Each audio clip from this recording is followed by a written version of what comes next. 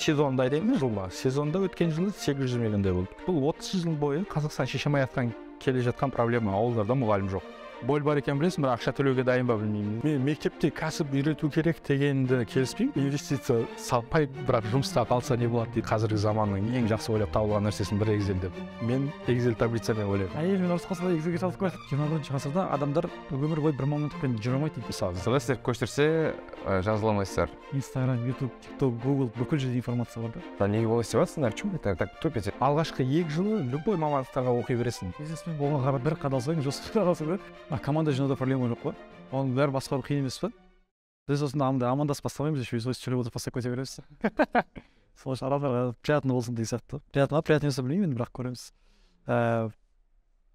Қанеки Қанат мырза қазір кім деп сұрасақ бірінші. Потому что менің ойымда білмеймін, сіз андай адамдар болады ғой, бір үндемей жүретін, бірақ продукт мендер ше. Именно продукт жасайтын, бірақ артта жүріп үндемей жүріп істейтін. Серый кардинал үлкен продукт жасап отыр, бір серый кардинал. Мысалы, маған сондай адамдар всегда способны сөйлескен. Мысалы, сіз жасаған, мысалы, жоо кезет болсын, жоо хайскул болсын. Адамдар ол проектілерді білуі мүмкін, бірақ сіздерді танымауы мүмкін да, өзіңізді, артыңызды, партнерларыңызды, командаңызды. Еді негізі ол нәрсе, дұрыс айтасыз, қатты көп көрінбейміз негізінде. Себебі біздің баста енді жиналған партнерларымызда, қосылған командамызда адамдардың көбісі технический салалардан келгенде, көбісі ол сөйлеуге онша жоқ, жалпы айтқан кезде выступать етуге, халықтың алдына шығуға деген. Негізі мен жолының ашуының бір себебі адамдармен контакт аз болсын деп баста сөйтіп ойладым. Сөйтіп ойлағым, бірақ керісінше болып кетті. Көбірек выступать ету керек, көбірек сөйлеу керек, көбірек оқушылардың алдында сөйлеу керек болып кетті да. Негізі бұрын курс болған ғой офлайн. Сол кездерде мен ойлайтынмын, оқушылардың ата-аналардың алдында көп шықпай-ақ қояйын, онлайн бір какой-то нәрсе болсын. Мен алыстан управлять жүре берейін деген сияқты көрінбей-ақ қояйын. Характеріміз сондай болған үшін, наверное, плюс біз баста, сосын бастап атқан кезде де өзімізде четко видение бар еді, неге байланысты. Біздің брендімізге, то есть өзімізге байланып қалған нәрсе болмау керек деп. Біз сізде жұмыс жасай беру керек. Маған байланып қалған нәрсе болса, бұл масштаб етілмейді, немесе кейін сататын кезде, тағы бірдеңе алатын кезде проблема болады деп. Өздеріңізде ой болмады ма, бірақ там проектті хотя бы сізге байланысты болмаса да, бірақ хотя бы личный бренд жүргізу керек деген. Потому что қазір білмеймін, сол тақырып өте андай қиын тақырып қой, личный брендинг жүргіз. Адамдар там білмеймін, сені сыйлау керек саған. Негізі личный брендтің әсері ол алғашқы early birds дейді ғой, то есть алғашқы пользовательдерді, алғашқы нелерді жинау үшін көмектесетін нәрсе, то есть сол путте тезірек өту үшін көмектесетін нәрсе. Клиенттеріне жылдам. Жылдам жинау үшін. Егер оны енді олай емес басқаша жинау мүмкіндігі бар болатын болса, я думаю, қатты оған тірелмесе де болады деп ойлаймын. Значит, личный брендті особо популярно қателесіп мен ойым ғой просто. Жалпы айтқан кезде біз өзіміз может психотип ретінде оған қатты жақын болмаған үшін бір жағынан оған қатты мән бермедік десек болады. Бірақ енді керек екенін кейбір нәрселерде түсінеміз. Мысалға мынандай нәрсе де бар да, сен туралы басқаша әркім әртүрлі нәрсе ойлағанша сен туралы өзің айтып бер дейді да. То есть шындықты да қандай екен. Атау айтады, анада былай болып жатыр, мынада былай болып жатыр, өтірік шын аралас болып кетеді да. Сол кездерде негізі кейбір жерлерде білмеймін, подкаст, тағы басқа нәрселерде шығып айтып берген дұрыс та, негізгісі қалай екенін. Жол KZ, давайте, мен білем, бизнес сферасын жүрген екен өте көп естісем. Сіздердің целевой аудиторияларыңыз біледі, оқушылар. Басқа 20+ адамдар, олар мысалы біле бермеуі мүмкін. Жол KZ деген ол бірінші очередь не? Былай айтайын, мен жалпы айтқан кезде, мен осы білім саласында жұмыс жасап жүрген кезде, оқушылар жалпы айтқан кезде бір типті сұрақтар көресің, көп нәрселер бар, автоматизировать етіп, общий масштабны жасауға болатын нәрселер бар да, бірақ сол проблемалар қайта-қайта кездесе береді да. Мен оны ойладым, приложение арқылы, сайт арқылы, солардың бәрін былай айтқан кезде талапкерге қажетті барлық нәрсені беретін бір орталық болса деп. Сондай бір платформа болса деп та. Мен ол кездерде министрлікпен де сөйлестім, тағы нелермен де сөйлестім, шынымен ақпарат жетпейтіндігін. Ақпарат негізінде конституция бойынша бүкіліне барлығына жету керек та, жай қолжетімді болу керек. Бірақ қарайтын болса, қай университетте қай мамандық бар деген сияқты ақпараттың өзі дұрыс жетпейді та адамдарға. Или там гранттың неше түрлі нелер деген сияқты. Вот сол ақпаратты жеткізу барлығына, ауылдағы балаларға да барлығына. Еще бізде жаңағындай апайлар айтты деген не бар. Мынандай олай емес десең, жоқ апайлар айтты ғой деген сияқты. Олай емес, сен көндіре алмайсың, апайлар айтты деп. То есть искаженный қате информациялар кетеді да, бірнеше жыл бұрынғы информациялар кетеді. Или ВК-да баяғыда отырып, Россияның кейбір информацияларын біздікі деп санап жіберетін тұғын да. Бізде еще правилалар жаңағы грантқа ұбт-ға байланысты жыл сайын өзгереді да, и сол үшін ақпарат жетіп үлгермейді өзгерген. И менің ойым, ол абитуриенттер отыратын бір платформа болсын, талапкерлер. И сол талапкерге қажетті университетке түсу үшін бүкіл нәрсе сол жерде болсын. То есть, егер просто информация дейтін болса, бұл министрліктің сайтында болуы мүмкін, энстің сайтында болуы мүмкін. Бірақ оның сайтында отырмайды да просто балдар. Онда балалар отыратын бір площадка болу керек. Сол площадкада солар түсінетін тілде беру керек. Мысалы, айтсаң, бүгінге МОЭТқа 80 балмен мынаған грантқа түсесің деген сияқты. Ол да бар, плюс басқа жағы да бар да. Мысалы айтайық, кейбіреулер просто қандай бейіндік пән таңдау керек түсінбеуі мүмкін, квоталар қалай неселетінін түсінбеуі мүмкін, оларға мотивационный серпіліс керек болуы мүмкін, 50 балл алып қалып білмеймін, асыл өлем дейтіндер бар мысалға да, проходной жинай алмадым деп. Бұларға какой-то бір ненің, ол өмірде ең маңызды нәрсе емес екенін жеткізу керек нәрселер бар, ата-анасына жеткізу керек нәрселер бар. Былайша айтқан кезде бөлек комплексіне қарау керек деп ойлаймын да ол жерде. Плюс бізде негізі әлемде ЕНТ деген ұбт ең оңай нәрселердің бірі, емтихандардың. И оған спокойно қажетті балын жинай алатын жеткізу керек та. И оны көрсетіп беру керек. Мысалы, былай дайындалсаң, жетесің деген сияқты. Енді масштабно жасайтын болсақ, ол кезде ол білмеймін, немен қиындау болады да. Мысалы айтайын, бір ұлт ұстазы деген сериал көрдіңіздер ме, Ахмет Байтұрсыновтың. Сол жерде бір эпизоды бар, маған қатты ұнаған. Негізі ол бір 50-60 балаға сабақ беріп жүреді. Кейін газет ашатын болып не істейді да, сөйтіп зиялы қауым нелерді жинап, соны түсіндіреді, мен газет ашайын деп жатырмын деген сияқты. Ол айтады да, 60 балаға жаңа не істегенше 6000 қазаққа жаңа газет арқылы ақпарат жеткізуге тырысады да. То есть мынау сабақ оқыту тікелей маңызды емес деген сөз емес, мына жерде масштабқа көңіл бөліп жатыр да. Мүмкін мен платформа арқылы жеткізетін ақпаратым қатты терең болмауы мүмкін кейбір жерлерінде. Бірақ масштаб бар да бұл жерде, ауылдың баласына да сразу тез жеткізу несі бар. Бұның бірнеше мысалын айта аламын. Мысалы бір жылдары ұлттық тестілеу орталығының ЕГОВқа көшкен кезде, пандемияның кезінде проблема болды да, жаңағы құжат қабылдау несі. Сол кезде бірнеше рет шегерді, уақытын созды, проблеманы дұрыстай алмай. Сөйтіп мынандай болып қалды да, бір документ тапсырып отқан 80 мың адамның 10 мыңдайының құжаты тапсырылған, дұрыс тапсырылмаған, и ол балалар хабар жоқ одан. Өйткені ЕГОВқа ауылдан келеді, эцп-аштырады, тапсырады, и ауылына кетіп қалады да, анаяқтан келген сообщение көрмейді. И энстің директор бір күн кешке 8-де маған звондайды, ол кезде Дидар мырза. Айтады, маған мынандай платформа жасап бере аласың ба дейді, сол статусын тексеретін. Просто жоғыға кіреді, статусын тексереді. Сіздер қосылып тұрсыз, айттым келгенде, неге бізге обращаться етті? Біз ең мықты айтишник, ең мықты неде емес мәселе. Масштабта просто. Аудитория бізде живой аудитория отыр просто. Оқушылардың көп отырған жері бізде болған үшін бізге обращаться етті. То есть біз суперпрофессионал, тағы бір нәрсе болғаннан емес. Площадкада оқушылар отырған үшін. И біз соны түнімен біздің программисттер жасады, ертесіне запускать еттік, бүкіл Қазақстан бізден көрді да сол кезде. И ол жаңа балдардың қате тапсыруын алдын алды. Егер сол жасалынбағанда 10 мың ата-ана Дидарды көп жасайтын еді негізі. То есть оған біз ақы алып не істеп жатқан жоқпыз. Айтқым келгені сол масштабтың маңыздылығын айтып жатырмын да бұл жерде. Сол мен қазір таңғалып отырғаным осы министрліктегі, министрлардың, жалпы үкіметтегі адамдардың анау бизнес арқылы үкіметтегі проблемаларды шешіп жатқанын жақсы көріп ұнап отырды маған, потому что үкімет пен халықтың арасында бір көпір болатын нәрсе болмай жатыр, түсініксіз. И соны бизнес арқылы шешіп жатыр да. Мысалы өткенде Бағдат Мусиннің сұхбатын көрдім, сол жерде тоже айтады да, машинаны оформление жасайды, переоформление жасау. Соны ЕГОВ арқылы жасау қиын болған. Адамдар соңға келетін болған, соңға келсе мен ашу, тоже аяқтан алады, аяқтан алады. И Бағдат Мусин тұрғанда Ламтазыға звондаған да. Короче, вот сенде IT бар, сенде трафик бар, давай маған осыны жасап берші деп. И оларға базасын берген, олар соны жасап көмектескен да. Айтады да Бағдат Мусин қазір біздегі проблемалардың барлығын солай IT-шіліктер арқылы, бизнес арқылы шешіп алуымыз керек дейді. Дұрыс айтады, себебін түсіндірейін. Негізі көп нәрсені тек стратегический кейбір нәрсені қалдыру керек, мемлекет өзінде, қалған көп нәрсені бизнеске беру керек. Мен тіпті айтар едім, бизнес жасамаса мемлекет шеше алмайды ол нәрселерді. Басты себеп чиновниктердің мышлениясінде. Чиновниктердің мышлениясы ол жоғарғы отчет беру. Ал бизнестегі адамның бастығы ол клиент. То есть біз клиент үшін жасаймыз да, клиентке ыңғайлы ма, бірінші кезекте соны қараймыз. Клиент жаңағы статустарын неге жаңағы айтып отқан до конца көру керек біз үшін. Өйткені клиент недовольный болып кетсе, бұл уже сен не нашар деген сөз да.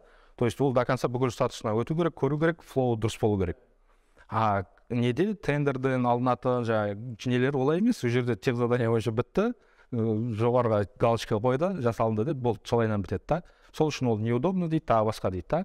Когда бизнеске берген кезде Каспий өзінің репутациялық құртамайды ол жасаса клиентке ыңғайлы жасайды по-любому. Әрине. Сол үшін бизнес арқылы жасауды керек сияқты, негізі шынымен де көп нәрсе. Көп нәрсені солайынан беру керек деп ойлаймын. Біз негізі ұлттық тестілеу орталығына жаңағы грант конкурсын разыгрывать ету несін бізге берсеңіздер, біз қалай жасап бере алатынын түсіндірдік те, негізі әлі берген жоқ енді ондай нәрсе. Бірақ олар Каспиймен какой-то интеграция жасағысы келетін ойлары бар тоже. Өйткені әлі күнге дейін жаңағы грант конкурсының құжат тапсыру процесі дұрыс реттелмеген. Негізі ол жерде керек бірақ информация бар, да, и авторизация жасалу керек та. Қалған нәрсенің бәрі автомат түрде алынып, бала тек қана таңдауын жасау керек, 4 таңдауын. Бізде мысалы алтын белгісің ба, емессің ба деп сұрайды. Сен неге баладан сұрайсың оны? Сен базадан көрсе, бала айта салуы мүмкін, өзі түсінбеуі мүмкін. Или сенде ауыл фото бар ма деп сұрайды да. Сұрама баладан, бала қайдан білсін оны, Уже сенде болу керек. Аттестаттың орташа балын енгіз дейді да. Бала қалай санайтынды білмейді. Сосын қателесті дейді да. Мен ондай миллион түрлі ошибканы айтып бере аламын да қазір. Просто оның ішінде жүрмеген адамдарға как будто әдемі көрініп болып жатқан сияқты да. На самом деле нелері көп. Біз айтамыз, осылардың бәрін реттеуге болады, былай істеуге болады, былай істеуге болады. Анда анализ бере аламыз, чтобы балалар осознанно таңдасын, то есть саналы түрде таңдау жасау үшін. Бізде көбінесе біз оны приемный комиссия эффекті деп айтамыз. Приемный комиссия қалай айтады, солай жасап жүреді балалар, таңдап жүреді. Өйткені неге? Алдын ала саналы түрде бір несі жоқ. Таңдап келмейді да. Приемный комиссия айтады, яқы шансың көп, жарайды деп бұра салады да бұл. Бұл өкінішке. Приемный комиссия университеттер ғой, университеттер өзіне қарай тартады. Оңтүстікте мысалы біздің бәрі білетін шығар, енді мысалы айтады, Алматыға тапсыратын болсаң, Алматыға бар, бізден тек Мұхтар Әуезов жазу керексің деген сияқты мысалға айтады. Или сондай сияқты өздеріне қарай неседі. Ол түгіл IT университеті мен СЗУ-ның арасында да сондайлар бар мысалға. Бір-бірінікін қабылдағысы келмейді. IT-де біз айтады, мен тапсырған кезде. Бізді таңдаған керек, бізге тапсырған керексің. Бұл негізі сәл дұрыс емес нәрселер. Оның бәрін автоматизация жаңағы біз нені арқылы шешуге болатын оп-оңай нәрселер да. Просто мышление өзгерту керек те жаңағылардың.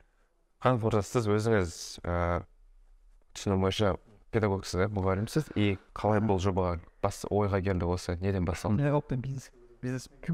Жоқ, мен бірінші мамандығым IT, СЗУ-да IT оқығам. Кейін магистратураны педагогика оқыдым.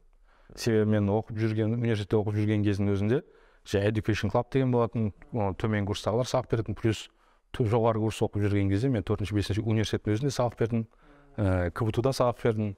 То есть бірақ ол кезде IT-ден емес, математикадан сабақ бердім жаңағы. Calculus, Diffura, numerical maths деген сияқты математикадан сабақтарын бердім да. Бұда қатысың жоқ еді, мүлдем. Универде сабақ бердім. Жалпы педагогикадан бизнеске деген кезде мен жалпы айтқан кезде сондай білім нелерінде жұмыс жасадым, частный білім беру орталықтарында да, мемлекеттік мектепте де жұмыс жасадым. Кейін өзім орталығымды ашайын деп нестедім да. То есть офлайн біздің орталығымыз болды, бастадық, содан ол кішкентай тұғын жалпы айтқан кезде. Сол кезде бірінші көп нәрсені бизнесқа байланысты үйрене бастадық. И ол жерде былай айтуға болады, мен Галлап бойынша дейміз, жалпы психотип бірінен бойынша үйрену, менде біріншісі achiever, екіншісі learner да, үйрену несі бар. Сол жағынан былай айтсаңыз, мысалы бір нәрсе проблема болды ма, мен соны сразу үйренуге тырысамын, либо кітабы, курсы деген сияқты, и соны проблема шешуге тырысамын. Қандай болған, мысалы педагогиканы бизнеске өткіз ғой. Сол жерде қорқу, ашатын кезде риск қой, ол жерде риск алу или ол бағалай мышление сияқты темалар зерттеп оқыңыз. Жоқ, ол кезде менде ондай осознанный институтында үлкен емес еді, жаңағы, бірақ менде қатты бір рисктен қорқу деген не болған жоқ. Наверное, ол сол рисктен қорқып қалып, ол мектеп кезінен балаларда қалыптасып қалады. Бізде негізі біз нелерге де көп айтам. Мысалы айтайық, сабақта қателессе, сразу екі қояды, и бала күшіліп қалады, тақтаға шыққысы келмей қалады. Қателесу жаман деп ойлайды. Мен кішкентай кезімнен бері қателесуден өйтіп қорықпайтын тұғым. То есть солай өстім десем болады. Сол үшін де жаңағы мен ауысқан кезде болмай қалса не болады деген проблема не болмады менде. Типа қорқып, әке-шешем не дейді, тағы басқа не деген нәрсе болмады да. Ол өте маңызды деп ойлаймын. Жаңағы қателесуден қорықпау деген. Скорее адамдардың қабылдауына байланысты сияқты ғой. Саған не бар еді история. Бір әкенің екі баласы бар дейді, әкесі кезінде ішкен, бір бала ішпейді, бір бала ішеді дейді. Ана бала не үшін ішесің деп сұраса, әкем ішкен, сол үшін ішпеймін дейді. Екінші вообще ішеді, не үшін ішесіз, әкем ішкен, сол үшін ішеді дейді. бір адам екі түрлі қабылдап отыр да, сондай нәрсе болуы мүмкін. хотя бір ортада өскен Әкесі бірдей, бірақ екеуі екі түрлі әрекет иә жасайды. мектепте просто үш қойса да тағы барса не қылса да бәрібір тұғын шамалы. И университетте негізі мен грантқа түспей қалдым. Грантқа түспей қалғанда соны еще жақсы не істеді деп ойлаймын. Грантқа түссе там 5 болу керек деп сөйтіп болып кетті. жол болғанда ой түсетін деді. Айтайын деген грантқа оқымаған кезде ладно 3 болса 3 бола берсін дейтін едім. Мен жаңағы жоғары курстарда университетте сабақ бердім деп айттым ғой. Мен деканым сол мұғалім болған үшін айтқан ғой, сенде мынанша там 3 шығып тұр деді ма, соларды может 4-ке ауыстырып берейін деді да декан. Сөз айтым, керегі жоқ, білмеймін, не істеп тұра берсін, одан то есть не істеп тұрған жоқпын ешқандай. Уайымдап. Проблемаға деген отношение жақсы екен. Ровно шешіп Конфронте, да? дұрыс. Ал именно вот осы переходной кез сіз сабақ беріп жүрдіңіз, и қай сәтте сіз давай мен IT қылып адамдарға осылайынан продукт жасаймын деген. Қай кезде болды? Бизнестен IT бизнес. Енді бізде Вот именно IT жағын. сол офлайн курс болып жүрген кезде кішкентай Өзіңіз курс курсымыз бастап жүрдік Алматыда. Ол кезде оқушы саны қатты көп емес, бірақ жаңағындай біз ВК-дан не жүргізген кезде прямой эфир жүрдім ВК-дан ол кезде, Инстаграмда. Сол кезде 2000 мен ол кезде 17 сол кездерде не істей бастадық. Сол жүргізе бастағаным. Сол кезде бір не жасадық, жаңа грантқа байланысты көмектесейін деп эфир жасадым да. Сол эфирде атты көп адам не істеп кетті да. Бір 20 мыңға дейін кетіп қалды да. Ол үшін маған нереально не бір блогер емеспін, жаңа не емеспін ше. Қарасам жұрттың бөлі сол да жаңа нен. А мен ол кезде просто Excel'ден жаңа несін менде шамалы жаңағындай математический, айтишный жаңа мышление болған үшін Excel'ден таблицадан нелерді құрастырғам жаңағы. Қалай таңдаса қанша пайыз грантқа түсу ықтималдығы бар деген сияқты. И соны просто неге шығарып қоямын. Сосын видео түсіріп отырып, сөйтіп көрсетемін ғой. И жұрттар нені сұрай бастады, ана Excel'ді маған сатыңызшы деп ше. Жаңа нені. Соны жасай бастады да. Сосын екінші жылы енді сол кезде ойлайсың, ана болі бар екен көріп тұрмын адамдарда. Мен адамдарға еще оны прямой эфирмен де жеткізу қиын. То есть қанша адамға жеткізе аласың оны? Біреу бір жағы рет көреді. Ол бірнеше рет кетеді, көргісі келеді. Былай болса ше, былай болса ше, былай болса ше деп. Прямой эфирде ограничитесің, бұл бір сұрақ сұрады ма, енді келесі адам сұрасын деп ше. Ана жақта мынаны көрейін деп сұрай бергісі келеді, қайта көргісі келеді, миллион рет көргісі. Мысалы қазір сол функция бізде 5 миллион реттен көп рет қаралған да, ең көп қаралған функция сол да. Өйткені адам көре береді әртүрлі вариантын. Сол үшін сондай, значит, сайт болу керек деп неседік.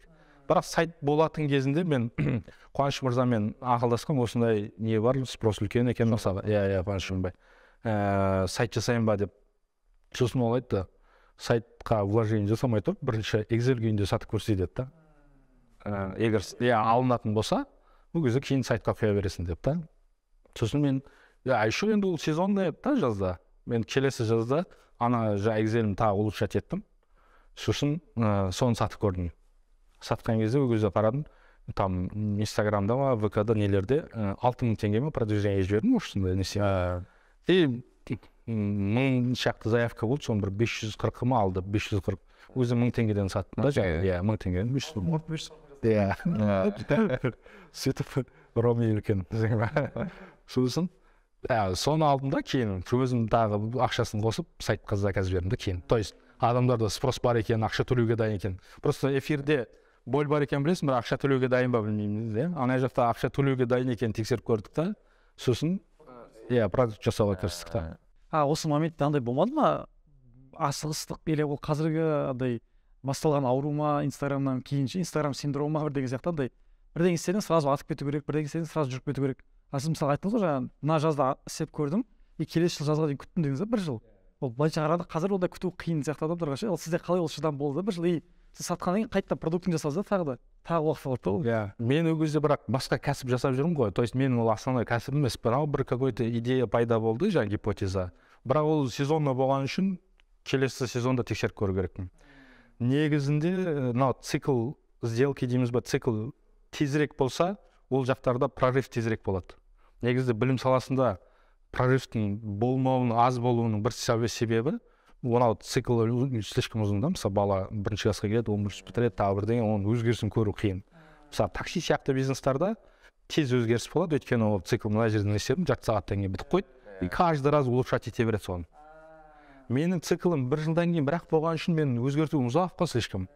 Бірақ енді жастарда жаңағыдай тез болу керек деген не бар, кейбір нәрселерде шыдамдылық таныту керек та, егер сол саламен айналысқысы келсе. Өйткені мен ана моментті қайттан істей алмаймын. Иә, өйткені келесі жылды күтпесең басқа ол момент болмайды просто. Оған дейін түсінбейді адамдарға айтсаң қабылдамайды. Мен негізі сол жылы еще Россиядағы спросты да көру үшін біздегі сол уақыт бітті, сразу Россияға барып келдім. Мен Москваға нені көріп, ол жақтағы абитуриенттердің спросы қандай деген сияқты. Ата-анамен немен. Өйткені келесі жылы күтіп қалу керекпін да то. 1 жылдан кейін болады. Значит, ана кезде тез жұмыс істеген кезде тез жұмыс істеген. Иә, тез жұмыс жасап, сол жерде көп қалу керекпін да. Россияда да барма деп. Кейін Россияға шықтық қой оның үшін. Больдар ұқсайды ма екен? Иә, больдар ұқсайды ол жерде. Ол жақта да қызық историялар көп енді Россияға байланысты айтатын. В целом просто басқа не жоқ та менде, уақыт жоқ. Келесі жылды күту керексің, амал жоқ. Сол кезде мен там нені ескеріп керек, қандай ошибкалар сіздерде болды. Былай қарап тұрсақ, Россияға барып қазақстанский продукты ашып, ол жақта адамдарын жұмысқа алып, оларды қазақстанға ақша түсіру, тем более ол жақта олардың айтишниктері кішкене, біз орыстарымыз қазақтардан біз старшымыз деген бар ғой кішкене. Осы қалай болды процесстер? Енді былай айтайық, басын жаңағы айтқандай мен барып кеп бір рынокты анализ жасадым да. Ол кезде жетіп ата-аналармен, абитуриенттермен, сосын университеттің приемный комиссияларына бардым да. Солардан сұрадым, кейбір сұрақты, біраз нелер сұрадым. Бір ата-анадан сұрағам, вот сен қалай дайындалдың балаң мысалға поступлениеге? Документ қалай жинайтын еді, не істейді, қаяқтан біліп отырдың, ақпарат қалай жететін еді деген сияқты. Сол кезде бір айтқан несі, вот, иә, сұраққа барып, прямой адамдардан сұрап келдім да. Бір YouTube каналды айтты маған. Ксюна все деген не бар, сояқтан, и тағы біреуді айтты, үшін соны көрсең болады деді. Жақсы деп мен өзіме тіркеп несеп алдым. Кейін біз сол тіркеліп қойған ғой, 21-ші жылы бір қарап отырсам, Ксюна все Ксения деген қыз Алматыға көшіп кетті да. Сосын жұмысқа айтамын, кеттік анамен танысайық. Сол видеосын тарап отырып, мен артындағы здание түсінамай отырмын. Терезеден здание көрініп тұр да. Сосын жұмыс қаратты, мына достық плаза ғой деді. Иә, фонға қарап біліп алып, сосын Ксенияға жазамыз. Несіне, вот кездескіміз келеді, біз осындай проект деп, сосын мына жерде кездесек деп, достық плазадағы бір не кофейняны айттық та, үйінің астындағы көріп қой, оған терезесінен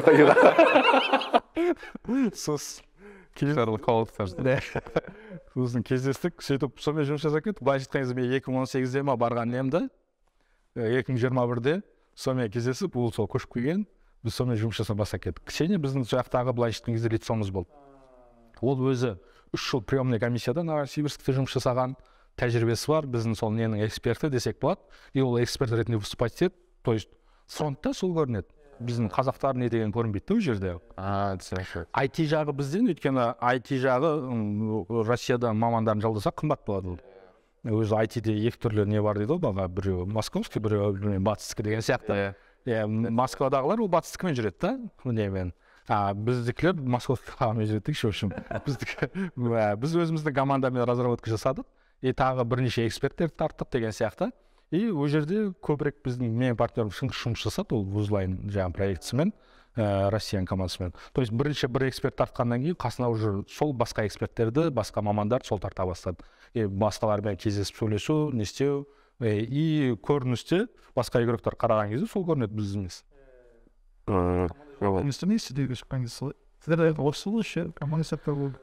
Команда, иә, ол жерде 7-8 адам болды деймін. Соның барлығы жаңа Москвада болды. Офис деген кезде офис бәрі удаленкада ғой, формально жаңа біз ояқта ООО дейді, ТО ашу үшін. Офис тіркеу керек, сондай ғана да формально. А так офис емес, удаленный жұмыс жасайды бәрі. Бұл Ксения Алматыда, қалғандары Москвада. И бізге ол өзіміз үшін бір челлендж еді, то есть басқа елде, Қазақстанда жасай алған нәрсемізді басқа елде жасай аламыз ба деген. Өз-өзімізге дәлелдеу дейікші бірінші кезекте. Оны ашып, жылдам аштыңыздар. Одан кейін қанша уақыт болдыңыздар? Негізі енді былай болды, біз келістік, команда жинадық, ол жерден де продуктын шығаруға дейін уақыт бар ғой, жарты жыл, 8-9 ай кетті да. Ол жерде жаңағы көңілін құрастырып шығып, январда біз 21-ші жылы, қай жылы, 22-ші жылы январда запуск жасадық. Осы. Иә, осы жыл. И бірнеше күннен кейін соғыс жариялап жіберді ғой. Жаңағы Путиннің көреген саясатына байланысты біздің 9 ай бойы дайындалу, дайындалды. Істеген кезде Табыс жасадық, и содан кейін не басталып кетті да. Бұл енді кейбіреулер айтады, неге не істедіңдер деп. Біз қазір енді ол жерде бір паузада тұр десек болады. Қазір негізі августке шейін жасадық, осы 22 мың. И 100 мыңнан аса пользователь тіркелді. Хотя рекламаға особо үлкен бір не жасаған жоқпыз. Органически солай жиналды десек. ксения өз жұмысын жақсы істеп жатыр деген. Бірақ өкінішке орай бұл жерде мысалға айтайық, олардың тапқан ақшаларын мысалға мына жаққа шығара алмаймыз, өйткені ортадағы не үзіліп кетті. Одан кейін құндылық, былайша айтқан кезде біздің ойымыз қалай еді? Россияда ашамыз, Турцияда ашамыз, тағы бір жерлерде, Индияда ашамыз, солардың бәрін байланыстыратын бір продукт болады, и глобально капитализациясы үлкен болады деп санадық та. Ал Россиядағы енді жаңа соғыстың кесірінен сыртқы инвесторлар үшін құндылығы 0 болып қалды. То есть мынау өзі кэш генерировать етуі мүмкін, бірақ құндылығы жоқ та неде. Болған үшін. Ол тек қана российский игроктарға ғана қызық. Ішкі рынокқа ғана, сыртқы рынокқа қызық емес болып қалды да. Сол үшін біз стратегия өзгерттік, жалпы айтқан кезде Россиядан шығамыз деп шештік. Өйткені ол жерге қанша күш саласың, бірақ сыртқы инвестор үшін оның құндылығы бәрі не болып қалады. Сыртқы инвестор сіздердің группа компанияларыңыз оценка беретін кездері российский бар екен деген. Бұл керісінше де әсер етуі мүмкін. Российский немен байланысатынымыздың керегі жоқ деуі де мүмкін да. Негізі біз анау үлкен андай репорт, отчеттар жазылған кезде, ненте жаңа риск санаған кезде қорықпадыңыз ба деп асыз ғой. Негізі геополитический ненте саналады да. Просто бізде тәжірибе жоқ қой, геополитический нені санау, там бір нәрсе деген ондай жоқ. Ұрып шығып кеттік. Негізі геополитический не қаяқтан білген жаңа. Соның да әсері бар екен да. Бұл бізге қанеке сұрап жатқанымыз экспансия нұрол екеуміз өз промотеймізді сол ойлап жатырмыз, экспансия деп біз Америка ашуымыз керек деп соны компания ашып бастап жатырмыз. Қызықты бізге де. И Россия негізі Wildberries дегендер бір күшті маркетплейс дамып жатыр. Сол себепті қазір шайық па дегенде ойда жүрміз, былай қарап тұрсын. Қосылғымыз келіп, сол. Осы себептен ғой біз сұрап жатырмыз. Қалай екен, ол жақта кеңес бересіз па, бермейсіз па деген сияқты. Россияда өкінішке орай жаңағы жалпы капитализация ретінде қарайтын болсаңыз не емес. Ал бірақ ішкі рынок өз ақша генерировать етеді деп ойлаймын, өйткені сыртқы игроктардың бәрі шығып кетті да, ішкі игроктар қалды да қазір ол жерде. И ішкі игроктарға көбірек рынок босап қалды да. Procter & Gamble біз мысалы жақында қостық, олар Россияда жоқ, Қазақстанда бізде бар, и біздіңкілер уже преимущественно сатып отыр. Ресейде сондай жағынан күшті. Басқа жаққа шығуға идея бар? Негізі бар. Енді қазір чуть-чуть немізді өзгерттік, бірақ баста ойлаған кезде мысалы Таиланд варианты шықты. Таиландтан бір кісілер бізге шығып, біз сендердің проекттерің бізге ұнады, біз нелерді қарағанбыз, басқа нелерді, олар слишком қымбат тағы нәрсе деп бізбен жұмыс жасайық деп. Олармен де басын бастадық. Қазір точно білмеймін енді не деңгейге. Бізде бір жігіт сол немен айналысып отырды, сол направлениемен. А так енді әртүрлі варианттар бар. Бірақ енді бірінші кезекте Қазақстандағы кәсіпті аяғына тұрғызып, бір кэш-коу дейді ғой, то есть постоянно ақша алып келіп тұратын, стабильно бір бизнеске айналдыру, кейін уже алаңдамай шетелдік нелерге шығуға болады деп ойлаймын. Сіздер осындай жоба бола тұра экспансияға шығарып жатқан, жақсы жүріп жатқан, хай скулда аштыңыздар да? Ол не үшін бұл? Ол негізі LTV үшін бе, или қалай? LTV үшін? Бүйтіп түсіндірейін. LTV үшін дегенде біз онлайнды жасадық қой. Өткен жылы онлайнда ең көп бізде болды десек болады. Онлайн ұбт дайындайды? ұбт-ға дайындық именно онлайн қанша пользователь болды. Біз 8,300 ма оқушыны оқыттық. Ол полный комплект. Кейбіреулер просто басқаша санайды, бізде 10-15 мың болды деп. Ол бір пән сатып алған, бір айға сатып алған, бәрін қайталанғаннан бәрін санай берді. Негізі бір жылдық 5 пәннен сатып алған, сондай толықтай оқыған адам саны бізде 8,300 болды да. Бұл рыноктағы енді выручкамен қарайтын болсаңыз да, ана оқу не санымен қарасаңыз да ең үлкен еді. Енді выручка қанша болды сіздерде? Бір жылда емес? Сезонда айтайын жылма. Сезонда өткен жылы 800 миллиондай болды. Өткен сезонда. Енді ол мәселеде патология көрініп қалды, то есть ол кратно өсе алмайды. Ал стартаптың негізгі логикасы ол жыл сайын кратно өсу ғой.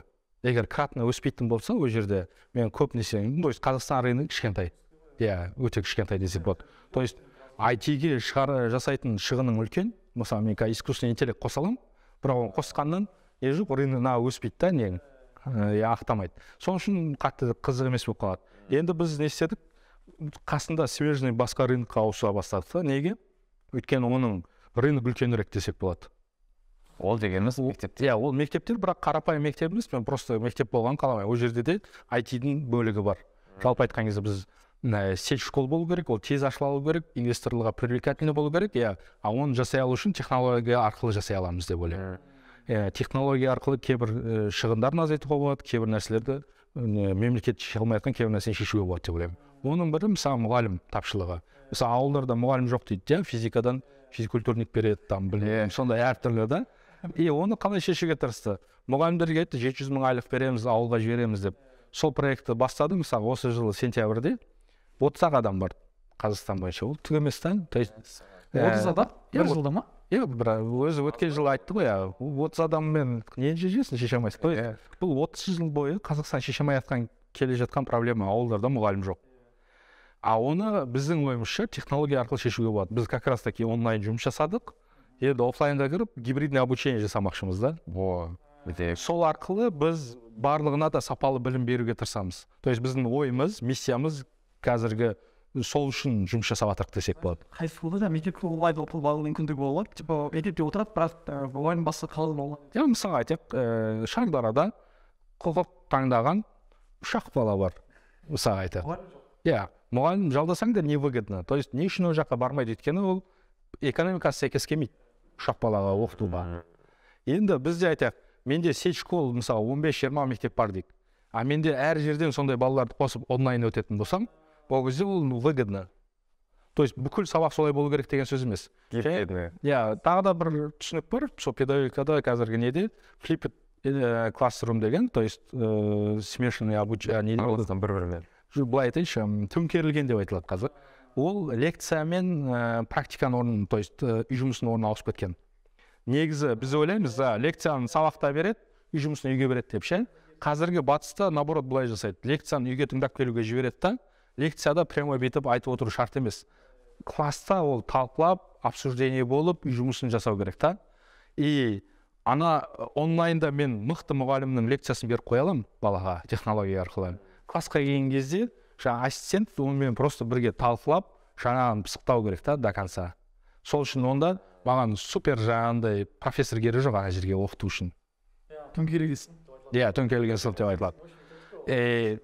Бұлардың барлығын біз технология арқылы ғана жасай аламыз.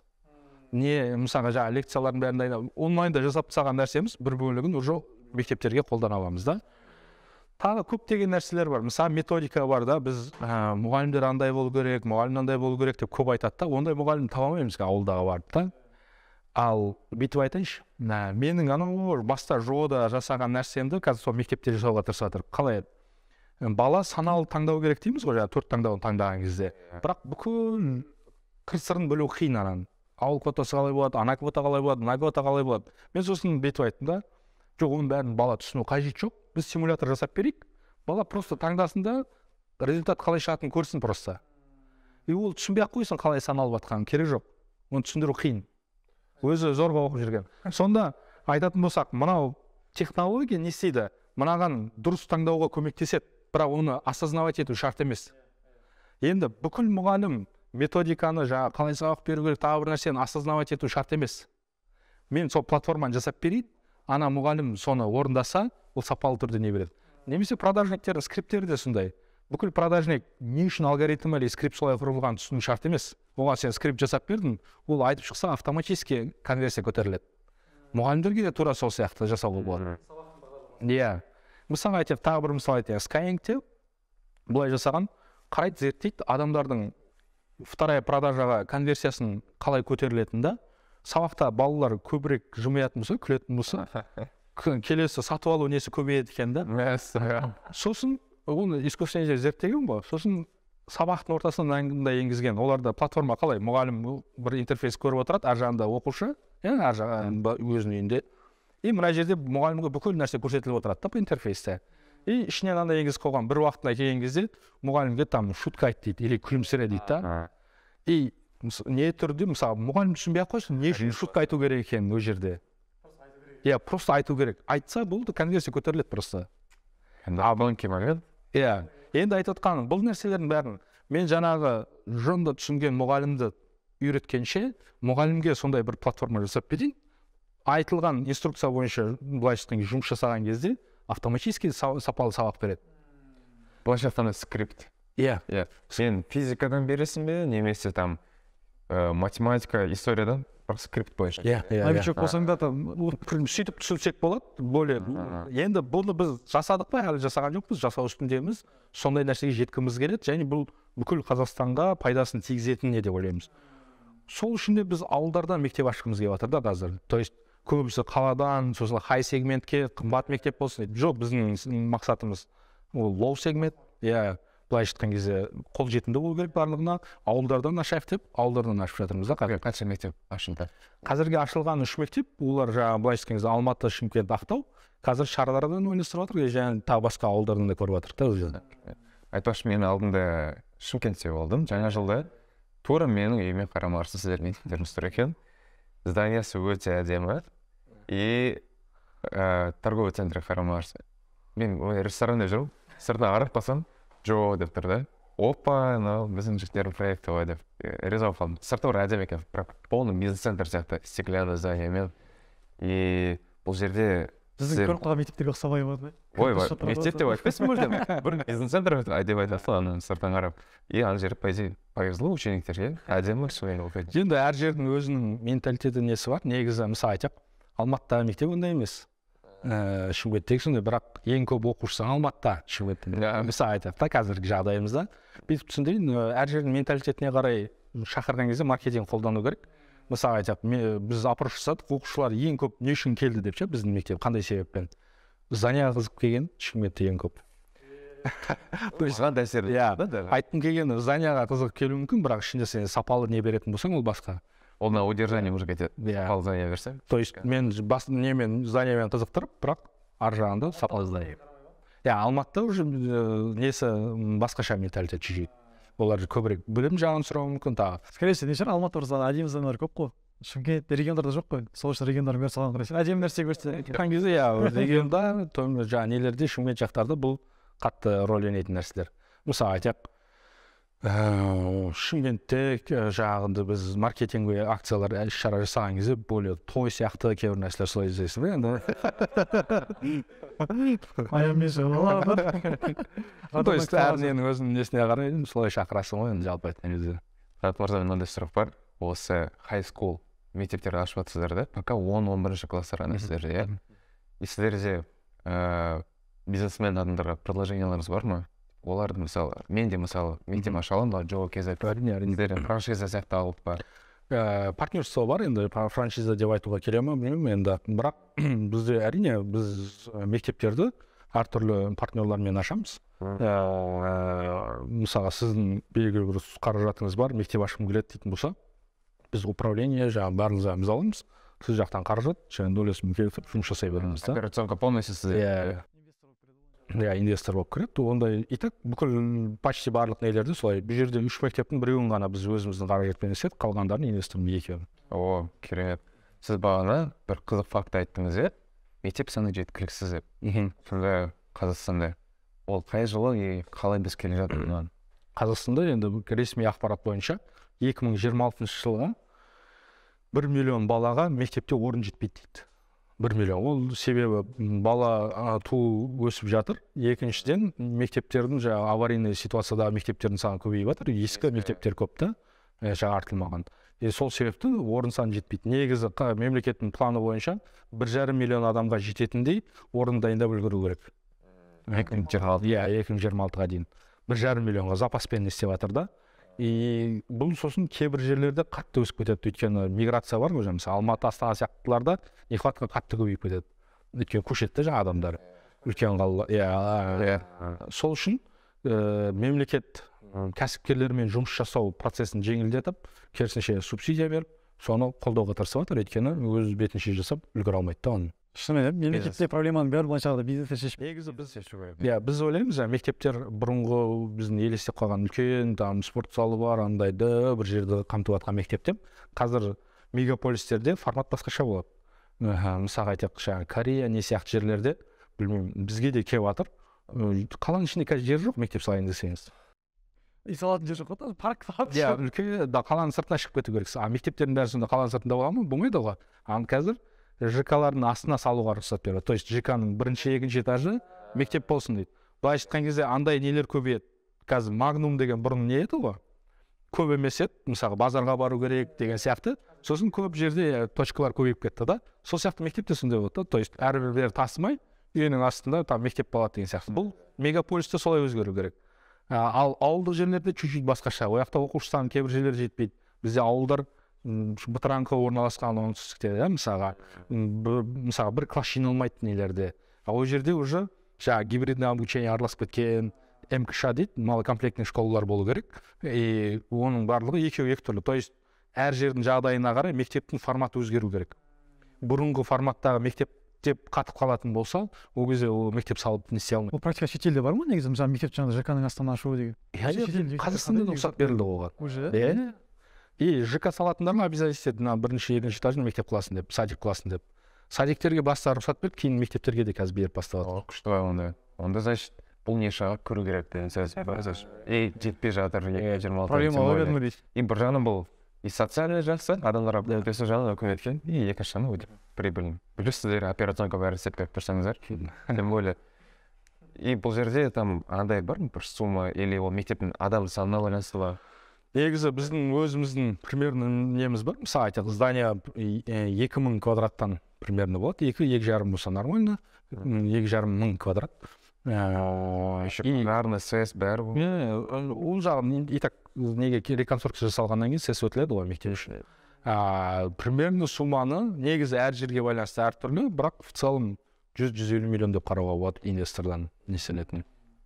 Издание отдельно еще, или соме? Бізде енді үш жақты былай жеткен кезде біз жұмыс жасаған кезде местный партнер табуға тырысамыз, инвестор и издание табуға тырысамыз. Издание иесі бөлек, инвестор бөлек, не бөлек. Кейбіреулер бар, издание иесі, мен инвестор болып та кіремін дейді та. То есть мектептің бәрін оборудовать етіп беремін дейді. Ремонтын? Мебелін, ремонтын бәрін жасап беремін дейді та. По 150 миллион қатты көмек шығарыз. Иксен новыйлары, қазір 130 миллион, 150 миллион тұрады. Ал егер мектеп сен может. Конечно, салу болатын болса, салу деген мысалы 2 миллиардтан басып, 1,5-2 миллиардтан басып, неге дейін келеді, салатын болсаңыз. Тем более ұзақ уақыт күту керек. Ұзақ. Ондай болған кезде ақбипайымыз ұзаққа кетіп қалады. Әрине. Вообще маған мына нәрсе қызық еще. Мысалы ЖО кезет болсын онлайн курсы или жаңағы қазір хай скул болсын екеуінде де продукт қызықтар жасалып отқан. И жалпы бір өздеріңіздің формула или инструменттер бар ма қолданатын продукт маркет фитті табуға қатысты? Мына нәрсе керек ау деген сияқты. Бірақ бір жағынан Қазақстанда оңай сияқты табу негізі проблема жоқ. Енді біз плайна точно таптық деп айта алмаймын, бірақ біз жасаған кезде қалай айтсам, больше больдан шықтық десек болады проблемаларды. То есть мен Шыңғыспен партнер болған кезде больше білім саласында больше эксперт ретінде қандай больдарды көріп тұрған ретінде Шыңғыс продукт жасаудың эксперті десек болады, жалпы IT продукт жасаудың. Біз менің білім саласында экспертіміз мен оның IT жасау жағында экспертіміз қосылып бірге жақсы продукт шықты десек болады да. Бірақ именно мынандай нақты формула бар деп айту қиын. Менің ойымда былайша айтқан кезде бүйтіп қарай аламын, команданың құрылуы маңызды. Қандай мәселе болса да негізі шешуге болады деп ойлаймын. Егер дұрыс команда болатын болса, дұрыс тандем болатын болса. Атак алдын ала болжап ешкім бірден бетіп таба алмайды деп ойлаймын да нені. Команда жинауда проблема жоқ қой. Мысалы команда деген сандай кәдімгі үлкен команда айтасыз или партнер айтасыз ба? Баста енді біз стартап бастаған кездегі жиналған бірнеше адам бар ғой. Сол бастапқы костяга дейді, қазір көбейіп кетті ғой енді. Ол біз бүйтіп қарадым да, мен өзім негізі шәкелермен партнер болмай тұрып, партнер іздедім көп. Өйткені бірінші мен IT-ді жаңағы сайтты аутсорсқа заказ бердім да, онымен аутсорспен жұмыс жасау неудачный болды десем болады. Көп проблемаларын кездесіп, сосын партнер болайын IT-шниктермен, и сол өзіміз жасайық іште деп ойладым да. Сол кезде ойландым енді партнер қандай болу керек маған. Ол кезде негізгі критерий, жаңағы көп не бар шығар, бірақ негізгісі ол құндылықтарымыз бірдей болу керек, а функционалист жағы әртүрлі болу керек. То есть мен жасайтын нәрсені оны жасамай, басқа нәрсе жасай алу керек. Мен жасай алмайтын нәрсені жасай алу керек та. Бір-бірінің орнын жауып, иә, ценностьтер бірдей болу керек. Құндылықтарымызда. Ол кезде не болады? Мен баста жиналған адамдардың несі құндылықтары бір болған кезде бір жаңа корпоративный культура дейді ғой, оны создавать етуге тырысады да, бірақ баста кішкентай адамдар, ол құндылығы жақын адамдар жиналып қалады да өзі. И сол не ары қарай үлкен командаға берілу керек корпоративный культура ретінде да, басқаларына жеткізілу керек. Баста көп нәрсені келіспейсің. Ол құндылықтар бір деген қандай? Бір проблема болған кезде, мысалға айтайық та, сіз шешсеңіз де, мен де шешсем, екеуміз бірдей несі қарайды. Иә, көзқарас. Мысалға айтайық, біреуге проблема болып қалып, возврат жасау керек та. Екеуміз де мысалға бірдей қарайтын болсақ, сол мәселеге құндылығымыз бірдей деген сөзді былайша айтқан кезде бірлеріне. Ол партнер болмай тұрып қалай тексересіздер? Былайша айтқан кезде біз онымен бірнеше жоба бірге жұмыс жасап көрдік басында. То есть біз партнер болмай тұрып ретінде заказ берген жоқ, ол маған келді шәкелер. Оларда сана деген білім саласына байланысты нелер бар еді. Мен оған бесплатно көмектестім, сосын ол бірге көмектесті, сондай не болды, жақсы. Иә, не болды. И сосын қарап, біреулерге қараймын, ол білім саласын түсінбейді, біреулерге қараймын, біздің неге сәйкес келмейді менің нелеріме, иә, құндылықтарым. Сөйтіп шәкелерге ұсыныс жасадым, давай бірге жасайық деп. Дайыш партнер сұрады, партнерді мен бұрын жұмыс істеп көрген дұрыс сұрақ қойды, бұрын басқа жерде. Бірнеше контакт болған дұрыс деп ойлаймын. Сол құндылықтар жағынан келмей қалмайтын проблема болмас үшін. Партнерство жалпы это женитьба сияқты өте маңызды, қателеспеу керек. Дұрыс. Бірінші жалпы бір несколько проект бірге жасап көру керек. Қазір қанша адам бар командада? Енді қалай санайтын, мысалы мектепті қосып санау керек па, қоспай санау керек па? Мектептердің бәрін қоссақ 100 адамнан асып кетеді, 150 деймін осындай. Оның бәрі басқару қиын емес па? Негізі қиналдық. Осы жыл қатты өскен кезде, 2022 жылы қатты өскен кезде қиналдық. Сол үшін менеджментқа байланысты, HR менеджментқа байланысты көптеген сабақ алдық, курс алдық, білмеймін, кітап алдық, әлі де үйренуге тырысып жатырмық. Сосын кейбір нәрселер диагностика жасауға, аудит жасатуға тырысамыз қазір. То есть мен өйткені былайша айтқан кезде үлкен бір жаңа корпорацияда жұмыс істеп көрген жоқпын да, жаңа нені ойбай менеджмент былай болу керек деп. Біз өзіміздің жаңа оқыған-тоқығанымызды бірдеңе істеуге тырысып жатырмық та. Сол үшін сырт көз маңызды маған. Мен адамды жалдап айтамын да, маған кемшіліктерімді айтып берші. Мысалы нелерін қалай болып жатыр, не болып жатыр, не онша емес, қайсыған көңіл бөлу керек. И сол жағынан солайынан шешуге тырысамыз. Қанекен, ондай сұрақ. Қазір Инстаграмда бір жаңа бір маман пайда болып жатыр да. Профориентологи. Солар жалпы қалай өзі дұрыс па, олар сен барасың, консультация аласың, немесе тренинг аласың, сен кім екеніңді, қай направлениеға бейін екеніңді біліп шығасың деген сияқты. Осы сіз ойыңыз қандай болды? Негізі енді менің ойым профориентация деген нәрсе ол бір мезеттік или бір тесттік нәрсе емес. Профориентация ұзақ мерзімде жасалатын нәрселер. Ол төменгі класстан бастап жұмыс жасалу керек. Әр кезеңнің өзінің нелері бар да, этаптары бар. Сол мағынада қарайтын болсақ, профориентация керек. Егер жаңағындай бір тестпен или неше түрлері бар, саусақ ізімен сен қайсы неге бейім екенін айтып береді деген сияқты. Ондайларға қызыл жіп сияқты ғой. Иә, оған онша не істемеймін. Мүмкін шын шығар, то есть мен дұрыс емес, жаман деп жатқан жоқпын, просто мен оған қатты сенбеймін өзім. Бірақ жаңағындай мектепте жұмыс жасау керек. Мысалы, төмен сыныптан бастап өзінің нелері бар. Біз бүйтіп қараймын. Біздің платформаны көбінесе профориентационный платформа деп санайды да. Мен деп айтар едім, оқушылар айтады, ата-аналары, мұғалімдері жақсы көрген мамандығыңа бар, нені ұтасың соған бар деп. Мен айтам оқушыларға, нені жақсы көретін білмейді ол. Жақсы көру бірінші танудан кейін барып келеді. Дәл өзі. Білмеген нәрсесін жақсы көре алмайды. Мысалы, баяғыда Қытайға барған кезде бір дуриан деген не бар тұғын, жеміс бар тұғын, Қытайға барғандар біледі шығар. Қазір айтсам, дуриан деген қауынға ұқсайды, наған ұқсайды, дәм бірдеңе ұқсайды десем, бәрібір сезіндіре алмаймын сізге. Сіз жақсы көріп кете алмайсыз. Оны дәмін тату керек. Мамандықта сондай, бала бәрібір не істей алмайды. До конца жақсы көре алмайды оны. Өйткені неге білмейді. Біріншіден ақпарат жетіспейді, ақпарат жоқ. Салыстырады. Екіншіден жасап көру керек, оны өткізу керек өзінен. Сол үшін американский университеттерде не істейді? Алғашқы 2 жылы любой мамандықтарға оқи бересің, жүре бересің 2 жыл бойы. 2 жылдан кейін барып, точно мамандығында определяться дейді саған. 3-ші курсында. Уже 3-ші курсында. Ал біз айтамыз, иә 17 жасар балаға все жақсы көрген мамандық таңдайды. Қалай жақсы көреді ол? Даже кейбір оның атын айта алмайды мамандықтың да жақсы көрмек түгілі. Өмірінде естімеген. Ол сосын не істейді? Бізде ең көп таңдалатын мамандық мұғалімдік пен дәрігерлік. Неге? Өйткені стипендия көп.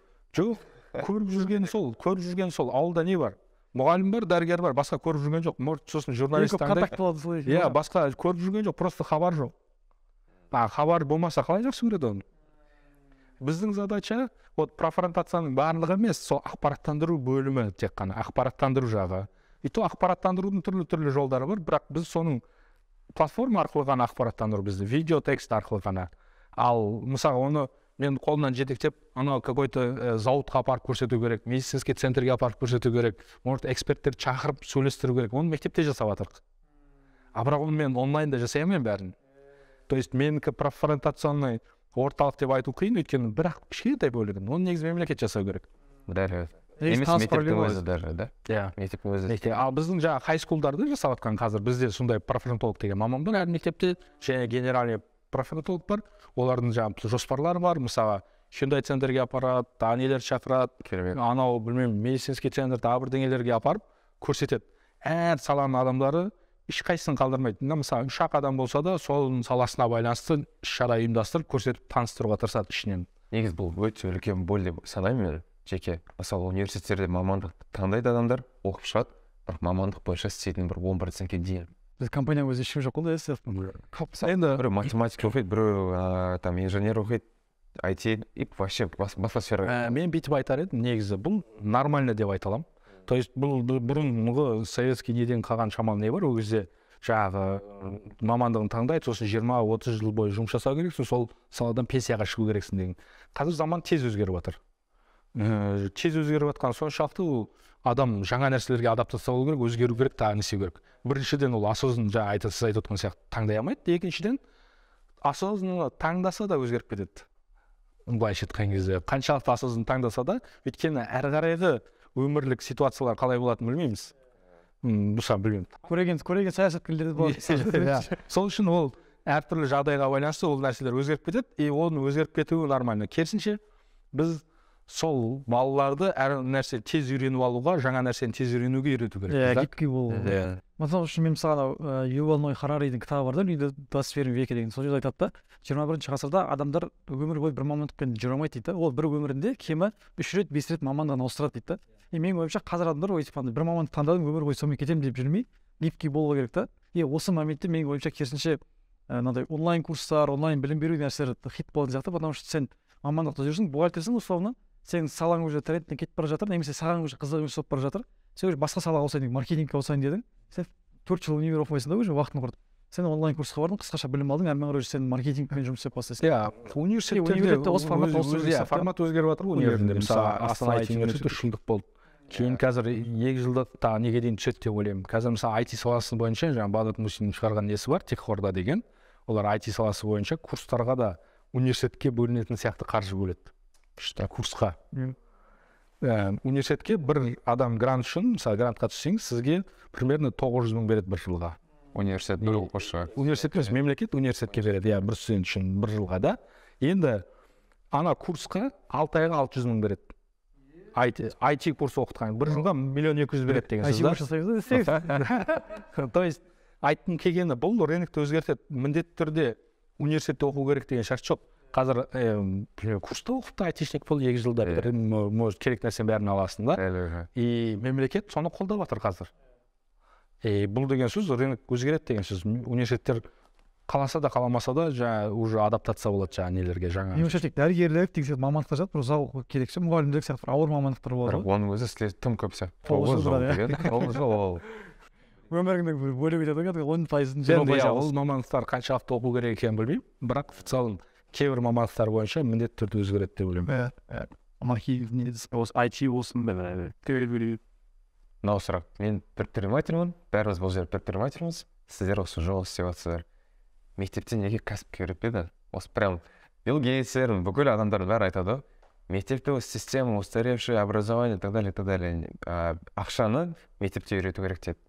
Осыған қалай қарайсыздар? Осы бағытпен ұқсастар ма осы бизнес? Мен мектепте кәсіп үйрету керек дегенді келіспеймін онша. сами отношения хотят. Иә, ол бірақ финансовый грамотность тағы бір нәрсе деген сияқты нәрселер. Жалпы айтқан кезде мектепте өмірге үйрету керек деп ойлаймын. Бізде просто бизнесқа кәсіпке емес, өмірге үйрету керек та, өйткені мектептің реальності чуть-чуть өмірден басқаша болып кетеді.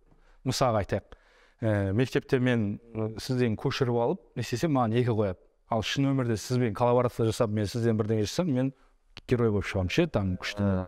Реальностьқа сәйкес келмейді. Онда мен психологически не істеп қалдым ғой.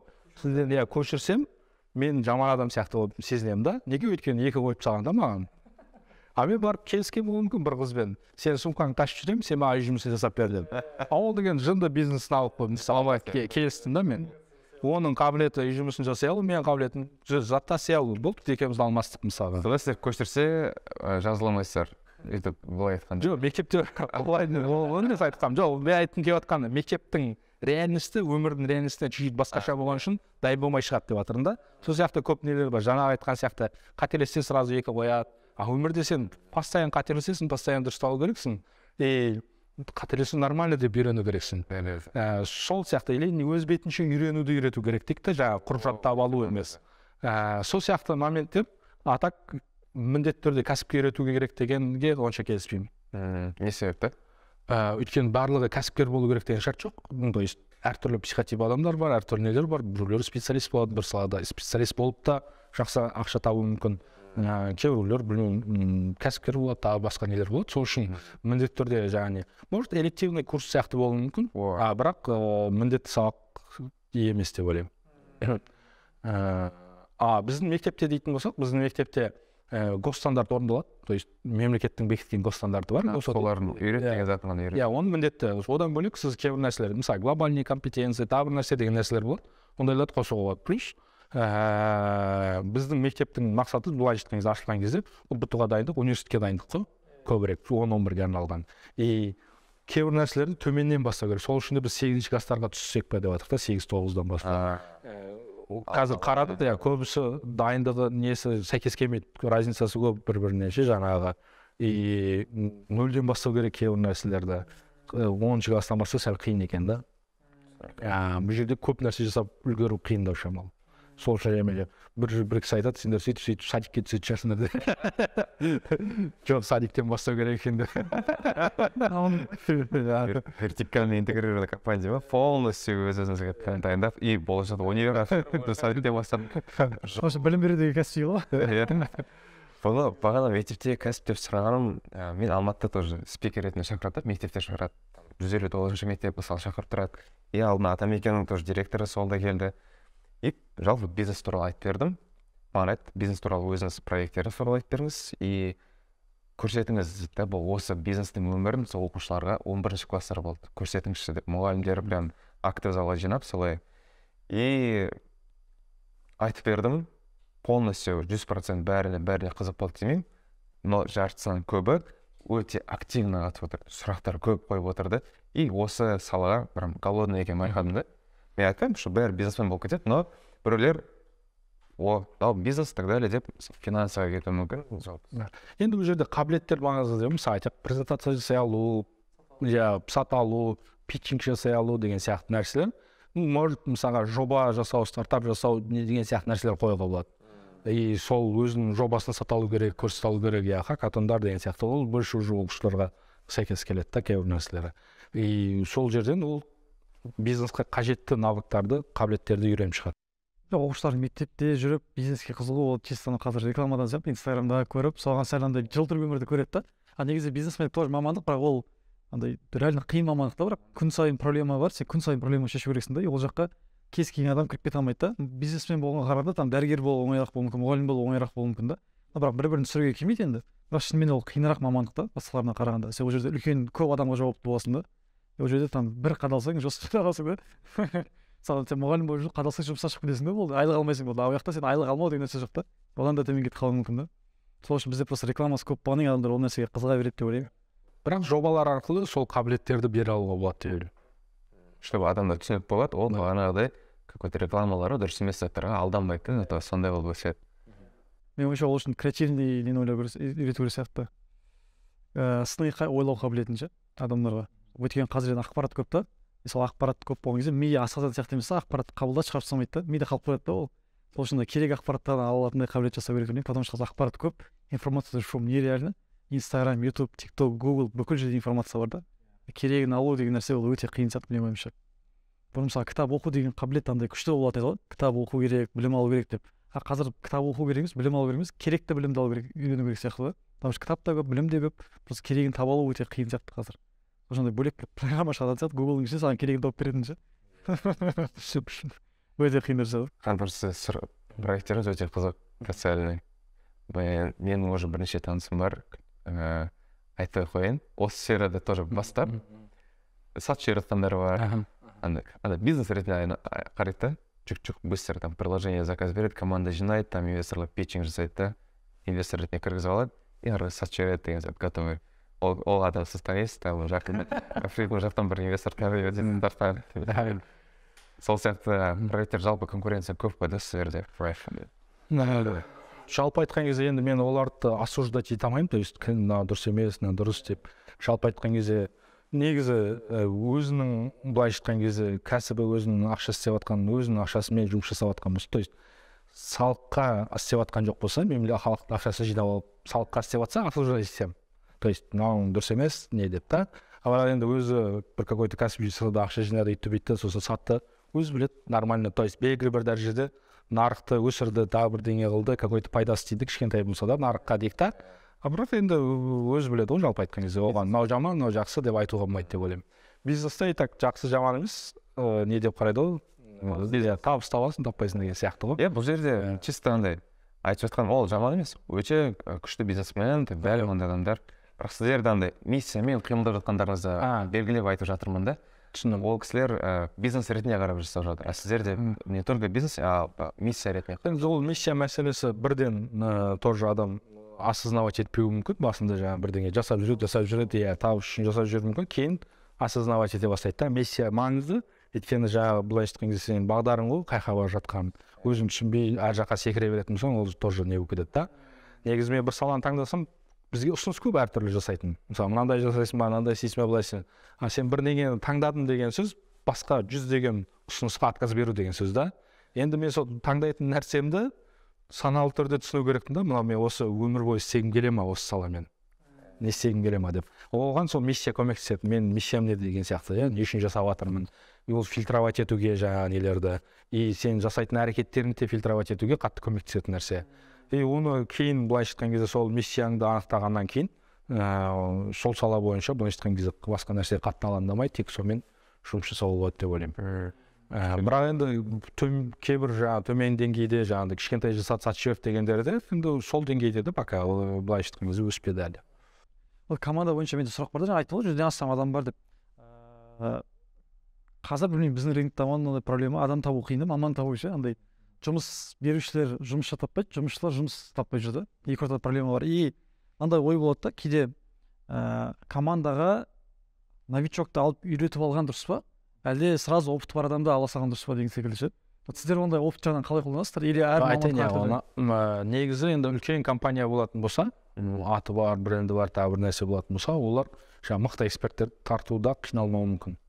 Бюджет жағынан да нормально. Тек бюджет емес, бюджет мүмкін, бірақ адамдар кемейді дейік та. Сенім жағынан ғой. Енді кішкентай стартап болған кезде ол экспертті тартуға ақшасы жеткенмен, ол адам анада жұмыс істегісі келмеуі мүмкін да, өйткені оның бірінші құндылығы тек ақша емес та. Енді ондай жағдайларда не істейміз біз, или басқаларға не ұсынар едім да, потенциалы бар, біз талантты табуға тырысу керекпіз. И сол талантқа ана экспертті мен уақытша жалдаймын тек қана. Көмектесіп. То есть, мысалға, условно, маған финансист керек. Мықты, жаңа білмеймін, Big Four'да жұмыс істейтін финансист маған келсе қызық емес деуі мүмкін да, өйткені мен финансовый компания емес. Мен потенциалы бар адамды аламын да, оған 2-3 ай таскать етейін наған финансистке. Сөйтіп, анау істей алатындай дәрежеге алып береді. Бірақ мен потенциалы бар талантты ашу керекпін да, табу керекпін. Солайынан өсіп. Оны қалай табасыздар? Негізі талант менеджмент деген нәрсе бар, ол HR-дың бір бөлігі жалпы айтқан кезде. Ол үшін жаңа айттым ғой, өткен жылы HR-ды оқыдық та несеттеп, сол бойынша ол командадағы адамдарды тани алу керек, кім бар, кім жоқ, қазіргілер қай жерде екен. Екінші, сырттағы адамдармен жаңа былайша айтқан кезде ол нетворкинг база қалыптастыру керек, сол база бойынша кейбіреулерін былайша айтқан кезде шақырып отырасың дейді да. ал біз Ресейден қазір жаңағы Путиннің саясатына байланысты көп эксперттер не істеді ғой, келді, более доступны болды дейікші. И олар мен те жұмыс жасап жатырмық біз. Олардың экспертнысын алып, бірақ ол менің компанияда тұрақты жұмысшы емес, ол маған просто тренинг өткізеді, может консалтинг өткізеді, тағы бірдеңе қылады деген сияқты әртүрлі маман. Тек қана Ресейдің эксперттері болу шарт емес, мысалға білмеймін, шетелдің, Европаның, басқа Американың эксперттерін де солай қолдана аласыз.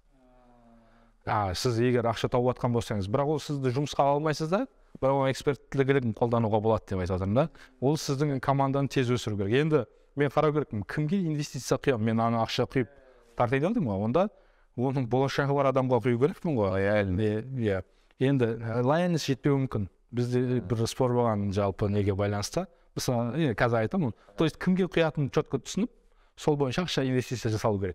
Лояльностьке байланысты мысалы айтып, футболистсіз да, сіз лояльнысыз Барселонадан бір нәрседе жүрсіз, бірақ ойнай алмайсыз, мысалы, шал болдыңыз, жүгіре алмай қалдыңыз, мысалға, лояльностьке қарап қана поляға шығармайды ол сізді. Роналду сияқты. Күнделікті дәлелдеу керек сіз. Сіздің конкурентоспособный екеніңізді. То есть өткен шағыңыз үшін сізге айлық төлеп қойды и так. Қазір сіздің конкурентоспособный қазір не екеніңіз қазіргі моментте. Қазіргі моментте дәлелдеу керек сіз. То есть постоянно тон ұстау керек та. Қандай моменттер болмасын, инвестиция салып, ол маман жұмыстан шығып кетіп. Негізі бір кімнің айтқанын білмеймін енді. Инвестиция салмай, бірақ жұмыста қалса не болады дейді ғой жалпы. Сол кезде де осы сияқты. То есть әрине ондайлар болды. Мысалы кейбір жағдайлар болды. Мен өзім бір жылдай көп көңіл бөліп, уақыт бөліп, постоянно кездесіп, былай шыққан кезде менің уақытым да инвестиция да, өйткені мен бәріне бірдей көңіл бөле алмаймын ғой. И сөйтіп жүрген кейбір адамдар мысалға андай қиын жағдай болған кезде шығып кетіп, сосын сотқа берем, бүйтем деген жағдайлар да болды да. Ондай кездесе береді, нормально деп ойлаймын. Ол жаңағы кейбір қиын жағдайлар фильтр ғой жаңағы. Сен кіммен алысқа бара аласың, көрсететін нәрселер да. Осы практиканы Glory Jeans бар кофейнялар. Олар телеписім ол корейский ғой, Кореяның бренді. Олар өзінің баристаларын жібереткен сұрақ оқыты ғой. Кореяға жібереткен. Бірақ сразу контракт отырады. Там пәленше жыл, там 3-4 жыл жұмыс істеу керек компанияға шықса, наша теңге ақшасын бәрін төлеп бересің дейді. Прям олар открыто өтеді бәрі. Ондай көп нелерде жасалады ғой. Бұл жерде айтып отқаным тек қана бір курсқа, семинарға жібердің мәселесі емес. Жалпы менің көңіл бөлуім бар, тағы көп нәрселер бар да. Бір жіберіп одан нормально болып кетеді, қайта стабильно оқып отыру керексің ғой, өзің қарайсың еще. Сол үшін ол жерде кадр мәселесі, HR мәселесі өте маңызды. HR. Жақында кеше ғана бір кездесулер болды, бір кісімен тоже осындай немен айналысады екен. Бір крутой методологиясы бар, біз HR капиталдан да күштіміз деп айтып жатыр. HR это ең маңызды компанияның духы, прям ядро деп айтып жатыр да ше. Ол болмаса сен компания. Жоқ, HR отдел супер болу керек. Ол күшті, премиальный, күшті жер болу керек. Вопрос қай кезде алу керек? Ол прям ол кісі бас жағынан алу керек дейді. Мен бас жағынан сен стартапта болмайды ғой. Қалай деген? Ол стартапта былай ғой, былай айтқан кезде фаундердің, айтылған ең көп айналысатын екі саласы болса, ол біреу маркетинг, біреу HR. То есть бас кезде компанияға алатын адамдардың өзін аласың. То есть сіз примерно андай инструменттерді білмесеңіз де какой-то миыңызда фильтр бар да жаңағы. Может, сосын дамытасыз, тағы сөйтіп. Бірақ үлкейіп кеткен кезде уже бәрін сіз не істей алмайсыз, уже HR отдел болады, сол жұмыс жасай бастайды да. Бірақ бас кезде адам алу тек қана сіздің жұмысыңыз ғой. Басшының. Адам мәселесі деп жатырмыз қазір. Z поколение дейді жаңа жастар бәрі. И мына жақта мысалы кеше досым, олар там одеждамен айналысады, киім сату, Wilkie деген компания. Олар тұрады да, сотрудниктердің бәрі жастар. Айтады, бір ретте бәріне ұрысқан жоқпын деді. Бір кейс болып қалды деді, и біреуіне просто бір замечание жасапты. Неге олай істеп жатсыңдар дегенде, бұл бір орысша, почему вы так тупите деген бір сөз айтып қалды. И анасы, почему вы так тупите дегенде, ол ғана емес, қасына команда болып жұмыстан шығып кеткен екен. И опа деп қалдым дейді да, қалай деген сияқты ше. жастар мүлдем қазір басқаша деп жатыр да қазіргі уже 2000-нан ағайын барлығы енді бүйтіп қарауға болады.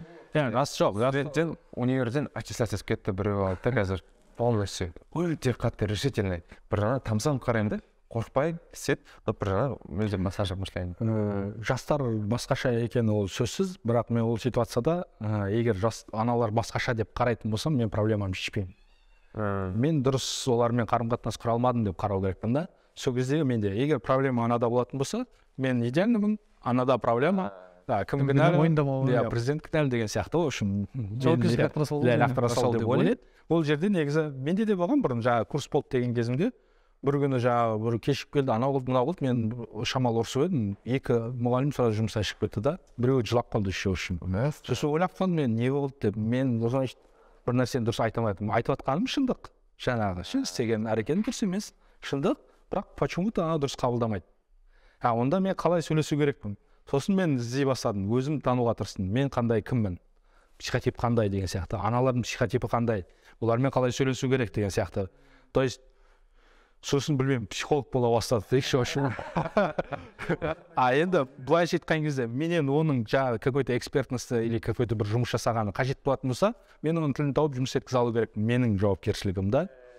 Ал егер кінәлі анау деп қарайтын болсам, бәрін кінәлі қылып саламын мен. Неде Apple-да кейс болған Стив Джобстың кезінде бір инженер болған, сонау ненің MacBook-тың сыртын жасайды екен да, корпусын.